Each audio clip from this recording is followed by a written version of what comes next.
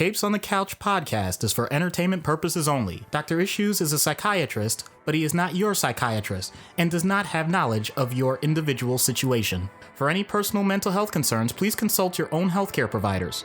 For medical emergencies, please call 911 or the designated number in your area immediately. Remember that you are not alone and help is out there.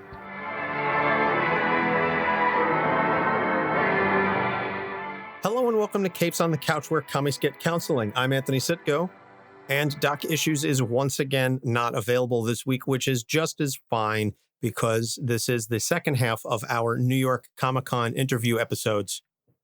So this is just me giving you sort of an introduction into who it is we'll be speaking to. I had a blast doing the material last week, talking about all the amazing creators that I got an opportunity to speak to at New York Comic-Con, and this is the second half of all of those interviews. So let's just get right into it. The first writer that I spoke to today is Al Ewing, currently writing the Immortal Hulk, and who was announced at New York Comic-Con will be taking over Guardians of the Galaxy from Donny Cates. So I had an opportunity to chat with Al primarily about the Hulk. As you recall, we did the crossover episode with our friends at Popcorn Psychology about Bruce Banner and his many, many hangups. And Al was a gracious gentleman. And so listen to what Al had to say about the incredible, the Immortal Hulk. Anthony Sitko here, Capes on the Couch, live at New York Comic-Con, and I'm here with writer Al Ewing. Al, thank you so much for taking the time to speak with me today. Thank you. Before we get started, why don't you tell us a little bit about some of the projects that you're working on and some of the other characters that you've written in the past? Currently, I'm writing the Immortal Hulk, which is, we're sort of taking the Hulk in a kind of more of a horror direction. We're doing various things with him, some kind of theological things, some big cosmic things, a lot of body horror, a lot of psychological horror. The latest thing that's been announced is Guardians of the Galaxy, which is going to delve into some interesting kind of areas, but I probably can't talk about that too much yet.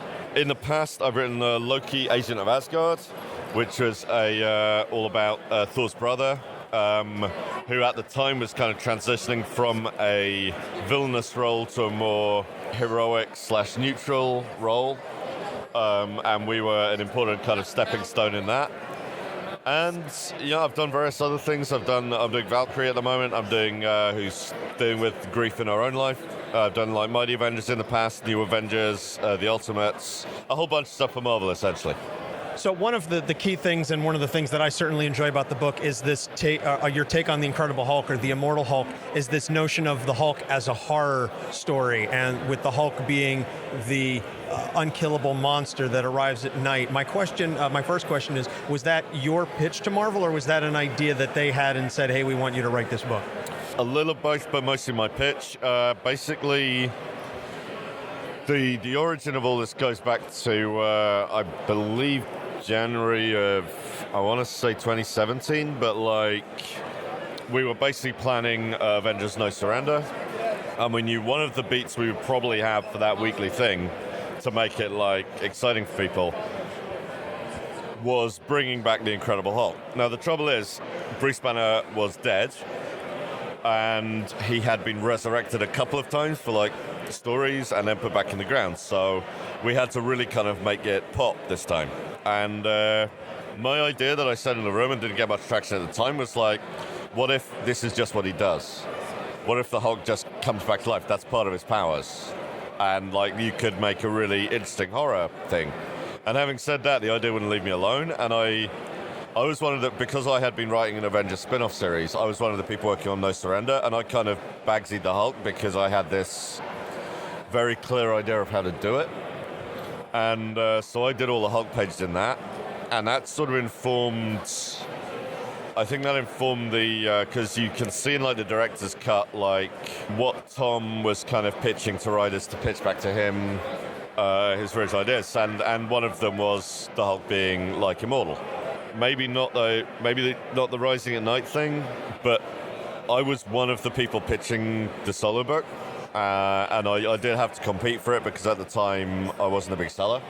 And one of the things I was pitching was tone, and I was very much pitching it as a horror book, as a book with a particular tone, with a kind of trying to do things that other books weren't doing, a kind of unique quality.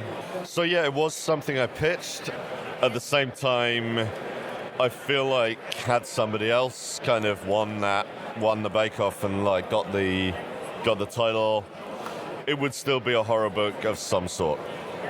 Well, regardless of that, you have taken it and you have done an outstanding job with the story so far. Every issue I read is just continues to amaze and astound. One of my next questions is, as far as every opening of the book, there seems to be a quote either to some literary classic or some theological tome. How much research and thought process goes into, how much time do you spend figuring out what quote you want to use to open up each issue? It's got a little bit harder because they all have to be public domain now. So I have to go back, basically pretty much pre-20th century. But I do, every so often I'll sit down and I'll go through a bunch of books and a bunch of things like William Blake, Shakespeare plays, the Bible. I'll sort of look into if a passage comes back to me from. I'm trying to think. There's some William Blake coming up in post 25. We had some Sun Tzu recently. Things occur to me, and I look into them, and I find out what the juicy quotes are. I'll sort of go away and do that occasionally.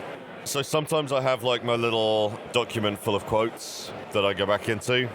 Sometimes I'll just have to come up with something based on what I know is in the issue. Yeah, and it can be a little tricky, but I feel it's a thing that kind of developed by accident because we started it off as just the Jung quote, and that was instead of a recap page, and then we also had a quote instead of a recap page for two, because I supplied a quote thinking it would be at the bottom of a recap page, and it was its own thing, and then we were locked in, and it's like, okay, we've got to do this every issue now because it looks amazing. I agree. It definitely does look amazing, and I always appreciate when I get to read something that I never would have read had it not been mentioned in a comic book. There was something I recall reading, I believe it was one of John Locke's treatises that Ta-Nehisi Coates had referenced either Black Panther or Captain America, I can't recall which, and it just led to it spiraled into this whole thing. So to our listeners, you can learn things by reading comic books. One of the fascinating things about Bruce is that the whole issue of he's Bruce and the Hulk, and what I find very interesting about your book is that the Hulk seems to retain a lot of his eloquence, so to speak, when he becomes Hulk. That you don't write the Hulk with the standard cut, very short sentences, Hulk smash, etc. That he retains that level of eloquence, and I was wondering what led to that direction, because I think, frankly, for me, it makes for a much more horrifying and scary Hulk. I mean, what it is there's the Hulk voice that is that always comes to mind, which is the Hulk smash, the kind of childlike talk. But there's the other Hulk voice, which is from the original 60s, where he was more eloquent. He spoke like a palooka, like a kind of. There was almost a classist element of it in that he sort of spoke like someone who, like Jack Kirby might have known, or like he's got this kind of like almost 30s gangster tone. And this came up a lot in the kind of the Peter David era, when the Hulk was the Grey Hulk, Joe Fixer, where he was much smarter and more eloquent. More recently in the Greg Pak run with the Green Skull personality from Planet Hulk, again there's a kind of more gruff than Banner, more kind of terse, but still complete sentences, a different personality. So really I'm standing on the shoulders of giants with that one, in that I always prefer the more eloquent version of the Hulk. But I have come around to the Hulk speak as like the voice of a child, a hurt child. So we do have Hulk speak. One thing I've been doing is we have more than one Hulk. Bruce Banner, for me, is a system of personalities, a system of alters. To try and use the terminology of those with dissociative identity disorder, he is a multiple, he's a system. And you have Bruce and three other personalities that are working together in a kind of equilibrium of sorts. And each of them has their role, and each of them has their purpose, and each of them comes out to deal with different situations. That's gone down very well with readers who know people with DID or themselves have DID, and so that's very gratifying. So they just announced, obviously, that you're going to be taking over Guardians of the Galaxy. Yes. Now, is this going to be something you're doing simultaneously with the Immortal Hulk? Yes, I'm doing that, and I'm doing the Immortal Hulk. Both of those I'm treating as like, my big priority books. So, I mean, Hulk, obviously, I'm on until the end of my run. At this point, they don't want me to, they don't want to change horses midstream. I don't want to change horses. Guardians, I've got different ideas about that I want to explore. People are going to see what those are, but I am doing both of them. And people have already asked me, does this mean I'm quitting Hulk? It does not. Okay, well, I'm very glad to hear that because I know I myself, as many other folks, are very interested in the Hulk run. I just want, so thank you very much for taking the time to speak. Oh, thank you, and I'm sorry it's so truncated. Great stuff, and I do urge you to go out and read the Immortal Hulk. It very much reads like a horror comic, as opposed to some of the more action-oriented comic books that the Hulk has been in over the past several years. And I read a bunch of it on Marvel Unlimited, actually on my way to New York Comic Con, and I just could not stop reading from the first issue on. It is fascinating. It is a thrilling read, and I do definitely encourage all of our listeners and pretty much anybody who likes comics to go out and read the Immortal Hulk. Al has been going strong now for over a year on that book, and it seems like he has no intentions of stopping anytime soon. The next writer that I spoke to is Saladin Ahmed, and Saladin has written a number of very intriguing characters. The ones that I really wanted to speak to him most about were Quicksilver, Black Bolt, and he's currently writing Miles Morales in the Spider-Man book. So Saladin has a very interesting take on certain characters, and I was very curious to see what his takes on some of the more prevalent socioeconomic and cultural issues were that he puts his characters into. So he was able to give me some really interesting and fascinating insight into that. So without further ado, here's my chat with Saladin Ahmed. Anthony Sitko here at New York Comic Con, and I'm here with writer Saladin Ahmed. Saladin, thank you so much for taking the time to speak with us. Hey, how are you? So before we get started with the interviews, why don't you take a moment and just explain some of the things that you've worked on and some of the stories that you've managed to tell? Yeah, I write right now Miles Morales, Spider-Man, and the Magnificent Ms. Marvel for Marvel. I've also got an indie comic called Abbott, and I've written Exiles, Black Bolt, Quicksilver, some other stuff in the past. So the first character that I want to ask you about is Quicksilver. Quicksilver to me is always an intriguing character because I find that his speed and his mentality are very much correlated, and I very much appreciate when writers focus on that. What to me is your favorite aspect of Quicksilver's personality? I think he's a character that gets mischaracterized a lot as a jerk or really arrogant, and I think that he has, for lack of a better word, I think it's an anxiety that drives him. I think that ties in for me into his super speed. And, in the recent Quicksilver miniseries I did, one of the things he learns to do is to meditate, because I really believe in kind of slowing down as a part of mental health, and he kind of has to learn that lesson himself. So I think he's a really interesting character mentally. Certainly, and I harken back. I don't recall if it was you or another writer where he was talking to somebody and he said, "Have you ever been behind someone online and they're taking forever?" He said, "My entire life is like that," and so that anxiety I think builds within him. Aside from meditation, what are some of the other things that you think Quicksilver can do to help alleviate some of that anxiety and stress, or what else would you like to see him do to alleviate that anxiety and stress? Well, the miniseries I wrote him in, he was sort of trapped alone in this alternate reality, and so he got a lot of time to kind of think about what he's done wrong with his life, and a lot of it had to do with reaching beyond that anxiety to connect with other people. Pietro is not great at that, especially, for instance, his sister, and to be able to connect with other people without trying to control them, I think, is his. That would be the homework I would give him if I was his therapist. Interesting take on that. Next, we'll move on to Black Bolt. Now, your Black Bolt run starts off with Black Bolt in prison, and I think that's very timely, and it's very interesting to see such a powerful character imprisoned, and I feel that that's a trope that's used a lot in comics, and you sort of took the opportunity to speak about some greater socio-political and socioeconomic issues with that. What were some of the things that you really tried to accentuate in that run?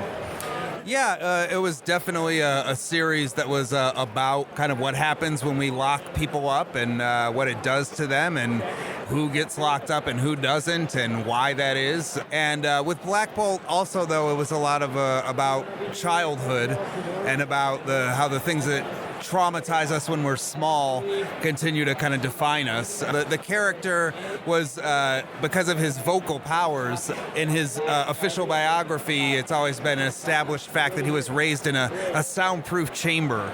To me, when I wrote this series, I said, he's got to be messed up from that, right? I mean, that's a bizarre way to grow up. And so I tried to kind of account for that when I wrote this series, is that kind of trauma and how we start to try and move past it.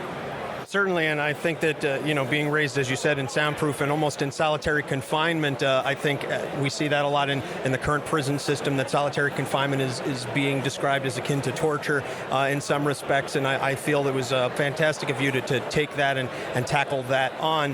What were some of the other issues that you would have liked to have discussed with Black Bolt, perhaps, but maybe didn't have the time or the space within the pages of a book?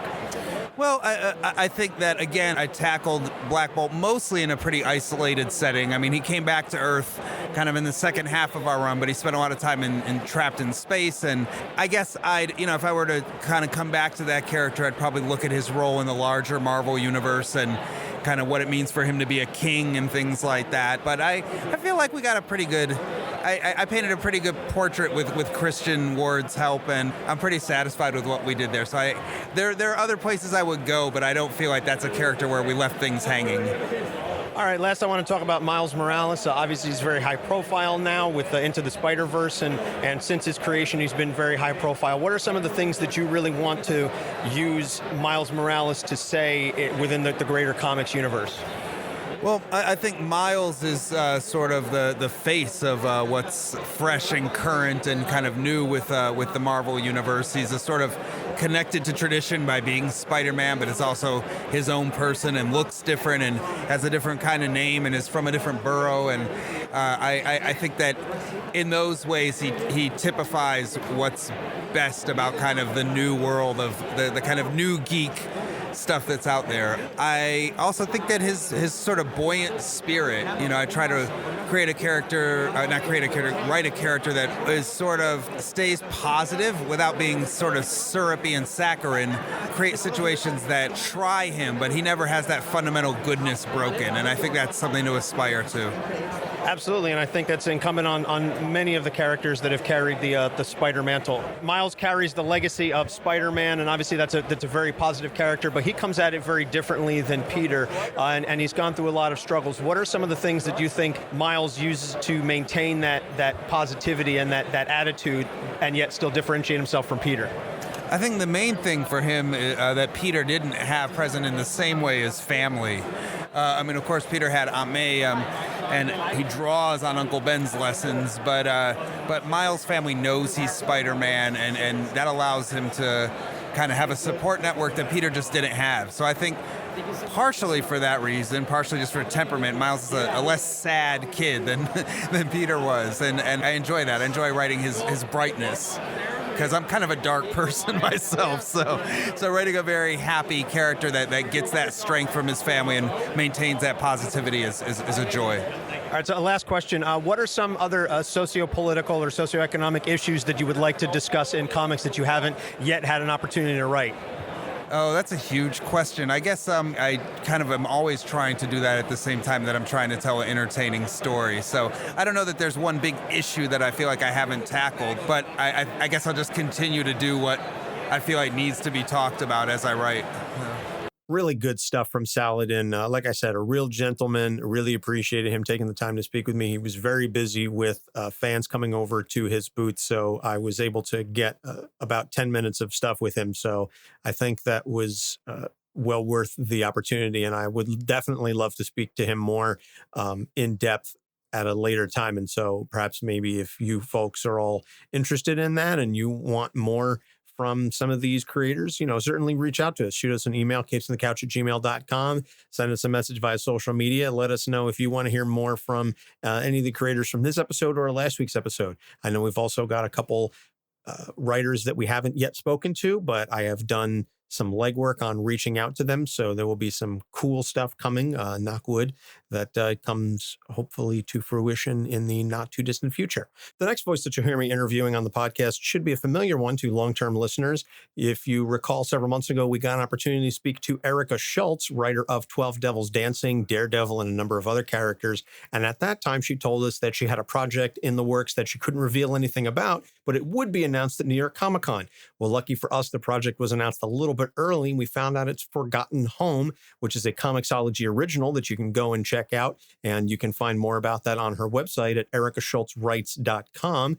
Side note, if you go to the press and reviews page and you look at all of the things that she's been in, our interview is actually number one with a little quote from us that said, "It's a testament to good writing when you want to know more about the side characters too," which is absolutely the case. So I haven't had yet an opportunity to pick up or download the first episode or the first issue of Forgotten Home, but I will absolutely be doing that shortly. And so without any further ado, here is my discussion with the amazing Erica Schultz.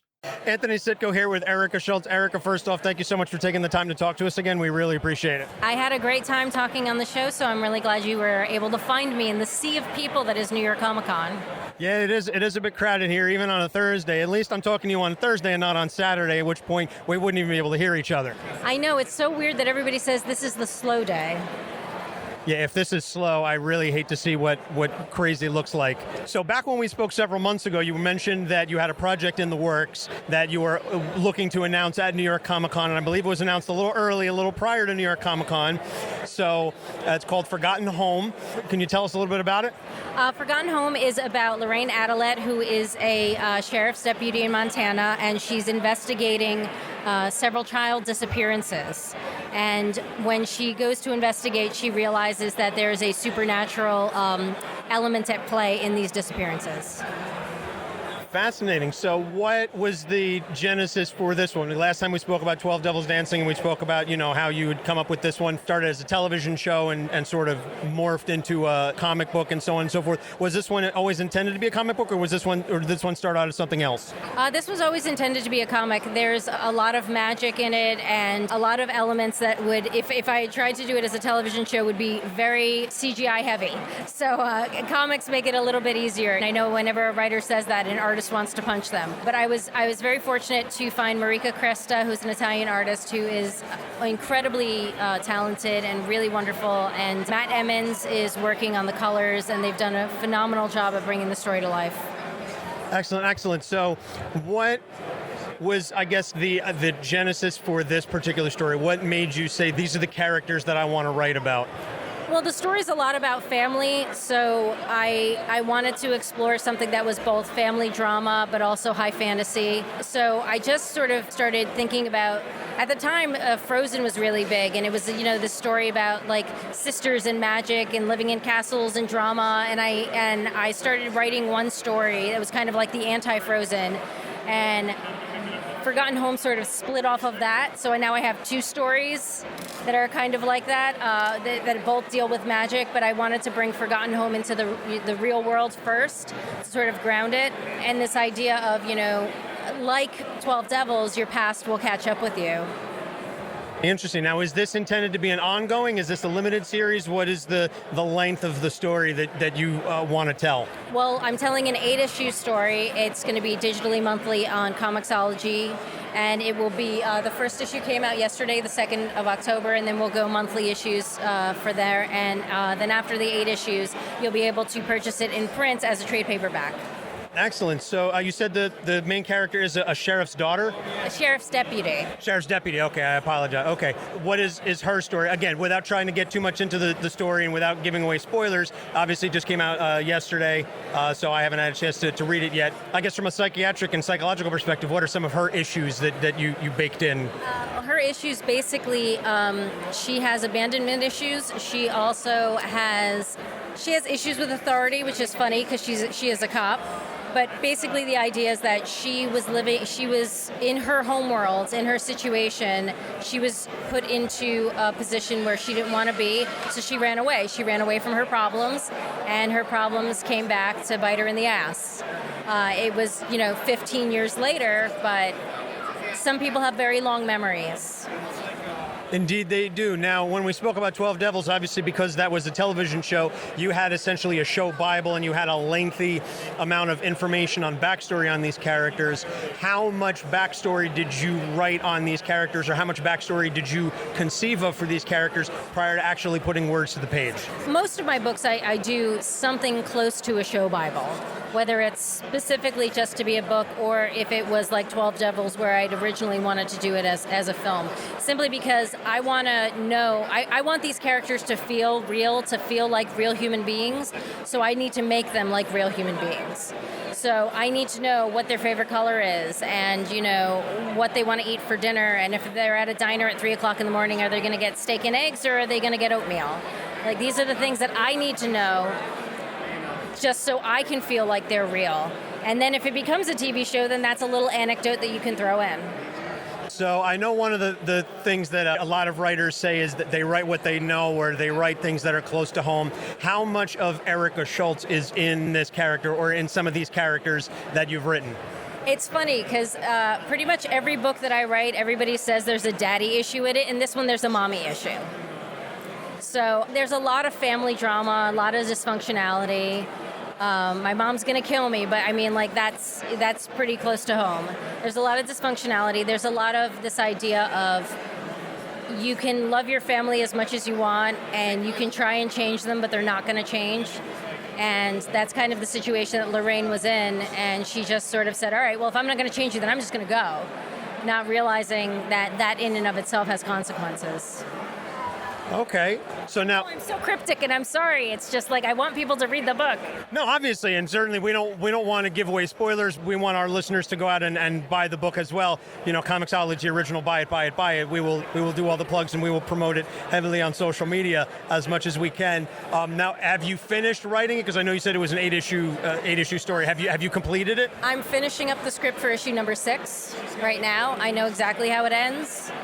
So I know where all the major points are. It's just a matter of getting them all down on paper. Since I just started teaching at the Kubert School, I have other things that have been taking up my time now.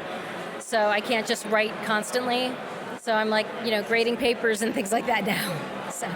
What are you teaching at the Kubert School? I teach the second year's story adaptation, and the third year's I teach writing and illustrative drawing. Interesting, very interesting. How'd you get that gig? Fernando Ruiz, who I worked with on a Betty Page backup story, is also an instructor as well as a phenomenal artist. And Fernando brought me in to talk at the Kubert School earlier last year. And then after that, it was, hey, you should really come by and teach a class. And I thought, oh, yeah, maybe. And now I'm teaching 2 days a week. So it just kind of snowballed. So what is I guess, as much as this is brand new and it's hot off the presses, issue 1, and we're waiting for the other 7, what is the next story? You said that there was a story sort of that spun, or that Forgotten Home spun off of. Is that the next project that you're going to work on, or do you have something else in the works? Not necessarily. The artist that I want to work on with that other story is, fortunately and unfortunately, not available for a while. I have a couple of other things that I'm pitching around. I have some things that I've pitched to publishers as well as things that I'm looking to do myself. So again, I'm so horribly cryptic, and I apologize so much, but it's like I have a lot of different things in different genres that I'm working with. This is going to be the first real, urban fantasy that I've done, and I'm really excited about this book. And it's very different from a lot of the other work that I've done. So I kind of have a lot riding on it personally, but I think people will enjoy the book, and I think that we've created a realistic world for them to sort of live in and dig into. Well, there's nothing wrong with having a lot of irons in the fire, as long as you don't get burned, right? That's the key thing. That is the key thing, and I'm hoping not to get burned. So. Well, we eagerly, like I said, I'm very much looking forward to picking up Forgotten Home issue 1, and I'll be very curious to see where the rest of it goes. And obviously, as a friend of the show, we'll always promote anything that you work on, and looking forward to the rest of it. And just to close that again, for our listeners, where can they find you on social media and on the internet? Erica Schultz 42 is on Twitter, and Erica Schultz Writes on Instagram, and ericaschultzwrites.com is my website. Well, thank you so much, Erica. We appreciate you taking the time once again to speak with us. It's a pleasure as always. And maybe next year at next year's Comic-Con, you'll have another new project that you can tell us all about. Hopefully, fingers crossed. Thank you so much. A pleasure as always, and I'm sure maybe at New York Comic-Con 2020 we will have a discussion about Forgotten Home in its totality and whatever her next project is. But it's good to know that we have a friend of the show who's willing to come and talk with us on the regular. The next interview, the next to last interview that I have is a fantastic writer. He's very multifaceted and always incorporates a lot of very interesting backstory into his characters and has a lot of fun. I'm talking about Robbie Thompson. Meet the Skrulls was a very engaging read, as well as his run on Silk, who is a fascinating character. I admit when I first read about who Silk was and the whole notion of, oh, by the way, the spider that bit Spider-Man, it bit someone else too, that they were going to attempt to shoehorn this character in after all these years, that somehow she's existed simultaneously in the Marvel Universe. But the way it was done was so engaging and so engrossing that you can't help but fall in love with Silk. And she's just such a fun character. But also her struggles with mental illness are incredibly realistically portrayed, very much like Jeremy Whitley when he was writing Nadia. And some of the Future Foundation characters have a very real bent on their mental health struggles. Robbie Thompson himself has spoken and has a great deal to say about mental health, and it comes from a very real and very personal place. So this was another fascinating and fun, engaging episode, or interview rather, to do. So without any further delay, here is my discussion with Robbie Thompson. Anthony Sitko here at New York Comic-Con. I'm here with writer Robbie Thompson. Robbie, how you doing today? I'm great. Happy to be here. Excited to be at New York again. So before we get started, I'm going to talk to you a little bit about Silk, but why don't you tell us about some of the projects that you've worked on or anything that you're currently working on?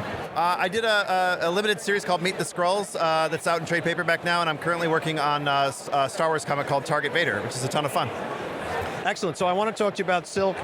You didn't create the character, but you were responsible for her first solo series. So I feel like you had a major hand in sort of how she's been handled and written in the Marvel Universe. What are some of your favorite aspects of the character? I think my favorite thing is actually the guys that created her, Dan Slott and Humberto Ramos. There's a panel of her when she comes out of the bunker for the first time, and she's actually like smiling and she's like whipping through New York City. And I just thought to myself, like, had I been locked in a bunker for 10 years, I probably wouldn't be excited. I would probably just still kind of like in a fetal position and crying. And it really spoke to me about her character right away, because it was like, this is someone who never gave up despite like really intense, a situation that she was in. She was locked away by herself for 10 years. So that was like, to me, the first starting point for where we went with her character. And then a longer conversation with Ellie Pyle, who was the original editor on the book, about like, let's talk about some mental health issues. Let's talk about what this would really do to you psychologically if you had been locked away for so long. Yeah, definitely. And what were some of the things that you worked on, and what were some of the ideas that you had to show the fact that she had been, I don't want to say arrested development, but the fact that she had been almost, in isolation for an extended period of time that takes a toll on a person. What were some of the ways that you used to show how that impacted her when she came out of the bunker? I think early on we kind of used like pop culture, like she doesn't get certain like pop culture references, or some of her slang is sort of dated. We tried to kind of like show that this is a person that had really, struggled maybe internally, but wasn't really kind of dealing with that right away. It was a little bit more like, hey, everything is cool. And then slowly but surely we wanted to kind of tease out that there were some larger issues like, going on sort of underneath the surface. I'm a person who has dealt with anxiety for a long time. And when I was reading and doing some research about, it's kind of hard to find an analog for her situation, but in like people who have been like either kidnapped or like held captive, like there was a lot of like kind of overlap, it felt like to me. And so we kind of wanted to kind of tease that out a little bit, that she was someone who was dealing with a little bit of like social anxiety disorder, but doing it in an almost extroverted way. Like she's maybe cracking a joke or like making an incorrect pop culture reference, but underneath there's something that wasn't being dealt with. And then that's what we kind of build towards with her actually going to get mental health. Absolutely fascinating. One of the other things that you mentioned, your own struggles with anxiety. So many writers, at least the ones that I've interviewed here and the ones that we've spoken to over the course of the show, have said, write what you know. And so how much of Robbie Thompson is there in Silk, in Cindy Moon? Well, when I got the job, like, we didn't have a lot in, like, on the surface, I was like, oh, maybe we don't have a lot in common. But when I found that little, like, maybe overlap piece, again, as a person who's been in therapy for over 10 years and has had issues with anxiety, I was like, that felt very relatable to me. So, like, that's probably the only aspect of it. But also, like, I think it's very hard for most people to, like, either get help or realize that they might need help. I was the same way. I, for years, wasn't dealing with it, and I was kind of avoiding therapy, and it took a while for me to kind of get there. But once I got there, my life drastically improved. My mental health, my physical health, my personal, like, everything was much better. And we really wanted to depict that. We wanted to kind of use that as an example of, like, what Cindy was going through, and, like, she gets help eventually, but it's hard. My dad was a therapist, and there's a scene early on when she goes to therapy, but she doesn't say anything for the first session. And it was inspired by a conversation I had with my dad where he said that that was something that would sometimes happen, but people would end up the session and they would book another session. So you knew that, like, they had something to say, but they weren't ready yet. And I thought that was really, I was hoping that was relatable, because I know that was the struggle that I had. I was like, well, I don't know how therapy works. It was like this, even though my dad was a therapist, I was very confused by it. I think I was scared by it. And I'm sure there was some shame as well, but it was the best decision I ever made. And we really wanted to show that it was a positive impact on Cindy's life. So I would say that part of it is probably me. Everything else is what, you know, Dan and Umberto kind of set up, and then we kind of played with, you know, as a group, all of the artists and editors. But that part is definitely, like, inspired by my life. Well, as someone who's, as I said, who's been working on this show for quite some time, one of the reasons that we started the show was to destigmatize the discussions around mental health. And I found that there are a number of characters and creators that we've spoken to. We talked to Jeremy Whitley and his discussions about Nadia Van Dyne and her going to therapy for a lot of her issues that she has been dealing with. So it is incredibly refreshing to hear a creator speak so honestly and frankly about so many of the things that we're trying to break down in terms of the barriers to health, and you talking so fantastically about therapy and how much it has helped you. It does my heart good to know that it's helping a lot of other people. What are some of the stories that maybe you haven't gotten a chance to tell with Cindy, and should you return to the character, that you'd like to continue to tell with her? I ended my run on the book a couple years ago, and although we were rushed a little bit, Marvel was really great and gave us an extra issue, and we were able to kind of, I would say we didn't finish telling everything we wanted to tell, but the emotional journey and then her eventually getting reunited with her family, like, it felt like we got to do that in a way that really felt, at least for me personally, satisfying. I would happily tell more stories with her. I put her in Spider-Man and Deadpool more as like a part of a team, but for my part of it, I felt very satisfied with the ending, and I'm really excited because, you know, Greg's got her in Agents of Atlas, and I hope maybe someday down the line they do another, like, solo book with her. And I'm really excited to see other writers, you know, take what we did and build on it and expand on it and really let her character grow. It's one of the many things I love about comics is, like, we get to have our time with the characters, and then, like, the character continues to move on, you know, past us. And it's always interesting to see how people iterate and expand and really kind of draw the emotional life of a character out. So I'm more curious about to see what other people do with it next. Okay. What's a character that you'd love to work on that you haven't had an opportunity to write yet? Oh gosh, that's a great question. I don't know. I've been really lucky on the Marvel side. I've been able to work with a lot of characters. I haven't really done much with any of the X-Men. I wouldn't say I have a particular one in mind, but I grew up reading the X-Men and loving them, and the new books are so amazing. And to get to play in that world at some point, I don't know if I have a character in mind, but I think the X-Men are always so relatable, especially if they ever needed like a younger X-team at some point. I would be really into that because, you know, as a kid reading those comics, I felt like an outsider and a bit of a weirdo. And then, like, you're like, oh wait, like, maybe the weirdos are cool. You know, maybe it's okay to be weird. And to be part of something like that, I think down the road would be really cool. What sort of stories then would you want to tell with, you know, say you were given a young team, you know, like an X Factor or something along those lines? What sort of stories would you want to tell as a writer? Every generation says this, but teenagers are in such a unique spot in this current era. There's so much information coming at them, but like all kids, they're inexperienced. So there's this this feeling that you have this knowledge when you're that age, like you know everything, but you don't. And I can't imagine what it's like now when all this information is coming at you. But also, like, kids today they're wired differently than you and I, you know, and just to be able to explore that from their point of view, I think would be really interesting. And to see, like, in some ways, I think, like, you see it now with these climate marches and all these kids, like, I think they have a better vision for the future sometimes than my generation does. And so to be able to kind of live in that world and see what makes those characters tick, I think would be a lot of fun. Excellent. Well, Robbie, thank you so much for your time. We really appreciate you taking the time to speak with us, and looking forward to reading more of your work as it continues. Hey, thanks so much for asking, and thanks so much for doing what you're doing. I think, destigmatizing, issues around mental health, like, it's okay to get help. It's okay to not be okay. And again, if I can be an example to somebody, then if your listeners are worried about it or not sure about it, like, getting help is the best thing that ever happened to me. I'm still in therapy. It's a good thing for your life, but it's also a good thing for moving forward with your life as well. Thank you so much. We appreciate it. Great stuff as always. And like I said, always looking forward to whatever it is that he reads, because it's going to be entertaining, it's going to be fun, and it's going to really humanize the characters. And I think from a reader's perspective, that I always enjoy reading characters that have that human bent to them, because it makes them that much more engaging and that much more relatable. The last interview. This is not the last interview I conducted, but we saved this one for the end. This one, I still don't know how I got it.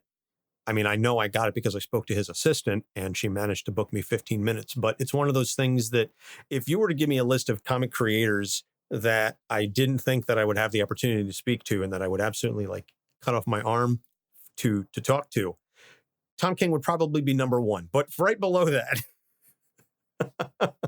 right after Tom King, because Doc and I, we both love literally everything he's written. But right below that, CHRIS CLAREMONT is a legend in the comics industry. A 15-year run on X-Men in which he created dozens of incredibly well-rounded and fantastic and engaging characters, but created some of the most iconic stories of all time in comics. God Loves, Man Kills, the Phoenix Saga, the list goes on and on of the characters that CHRIS CLAREMONT has written and the stories that he has created. What I will say is that sitting down and speaking to the legend was a very intimidating thing for me personally. But this interview in particular turned out to go in a way that I did not anticipate it going. And very much like with the Gail Simone interview last week, it's a little scary sometimes to meet your legends. Gail Simone was warm and wonderful and engaging and put me at ease right away. CHRIS CLAREMONT, very polite gentleman, but he has very particular ideas about the characters that he's written and where he thinks they should be versus how some folks have written them. And so what I will say is that much like the Gail Simone interview, the full, unedited, uncensored interview will be available for our patrons at patreon.com/capesonthecouch. If you've subscribed for as little as $1 a month, you can unlock this and countless other you can unlock the full Gail Simone interview from last week, and you can unlock additional content for $3 a month. And you can unlock early access for $3 a month. You can unlock additional uncensored versions of some of these skits in our shows for $5 a month. And so that is our thank you to our patrons who have done an amazing job of supporting us for the last year plus on the show. So we're going to give you a little teaser, but if you are a patron, you will hear the full uncensored and unedited version of my interview with CHRIS CLAREMONT right now. Anthony Sitko here, Capes on the Couch, live at New York Comic Con, and I'm here with the man, the myth, the legend himself, CHRIS CLAREMONT. Chris, thank you so much for taking the time to speak with me. My pleasure. So, Chris, you have worked on and written X-Men comics for decades, and as well as many, many other characters in Marvel. But I think it's safe to say you are most clearly identified with the X-Men and the mutant characters. I shan't argue with that.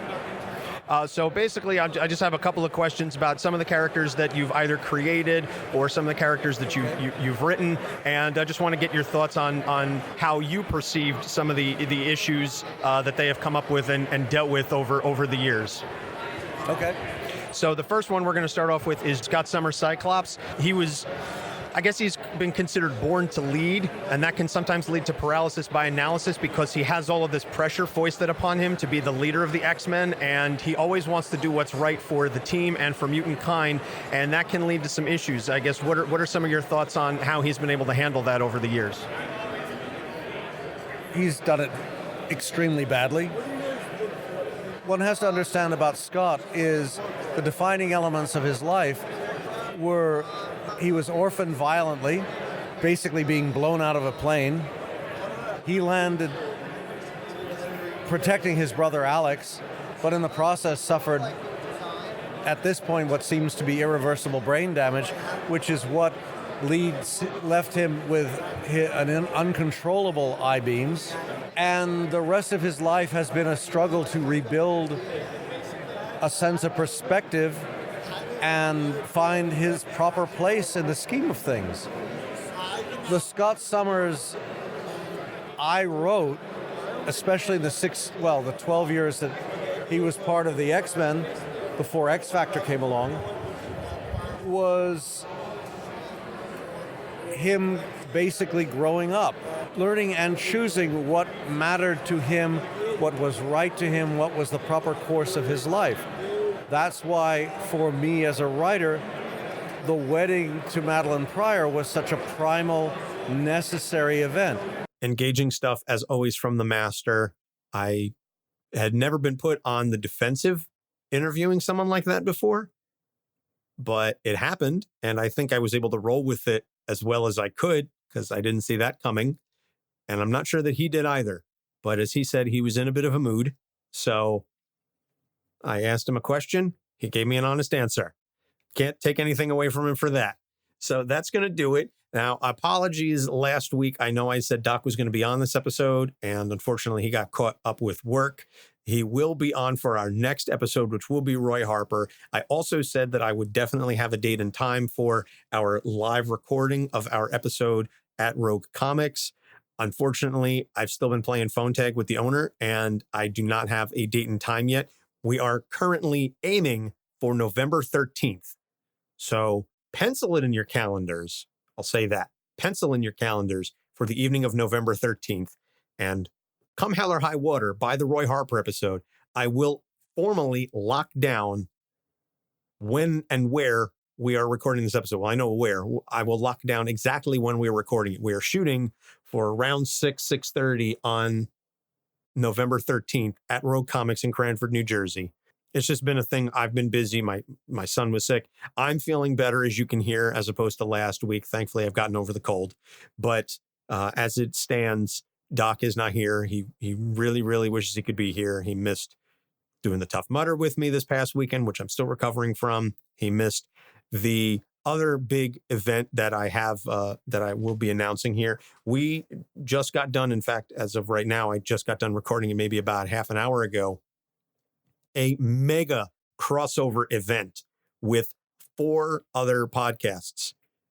Freudian Sips, Popcorn Psychology, our good friends over there, Pop Psych 101, and formerly Project Guardians, now Guardians MH. We combined and collaborated on a roundtable on mental health that we are calling Sipping Pop While Guarding Your Popcorn on the Couch.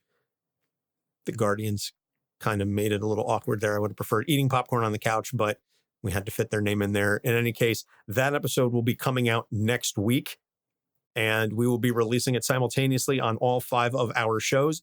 And it was an absolute honor to be able to speak with all of these fantastic podcasts. And I know that we will definitely be doing more shows with individually each of the other shows. And I'm a patron over at Freudian Sips, so I look forward to hearing what it is that they continue to do. Obviously, we've worked well with Popcorn Psychology. I've been a guest on their show now twice, and we did the crossover episode on the Incredible Hulk. Doc is still coordinating with Dr. Goku on when he can appear on Guardians MH, and there will definitely be a crossover with Pop Psych 101, so you can check out all of those podcasts on whatever podcatcher you happen to listen to.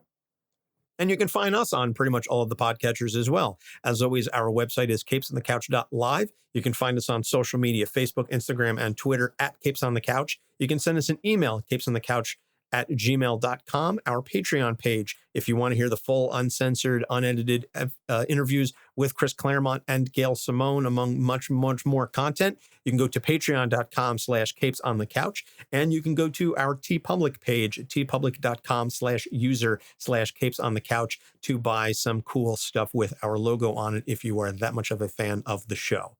And I think that's just going to about wrap it up. Our next episode is going to be Roy Harper, aka Speedy, aka Arsenal. Young Justice. He's done a lot, and he's been through a lot in his life. So that's going to be the next more standard format, I should say.